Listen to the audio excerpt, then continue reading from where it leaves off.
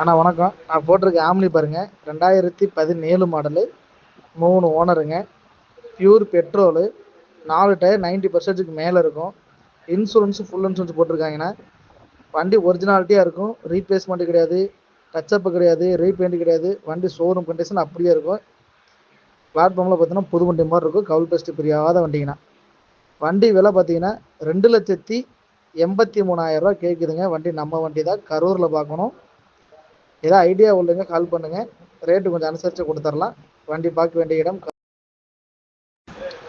அண்ணா வணக்கம். நான் போட்டிருக்க ஆம்னி பாருங்க, 2017 மாடலு, 3 ஓனருங்க, பியூர் பெட்ரோலு, 4 டயர் 90% மேலே இருக்கும்.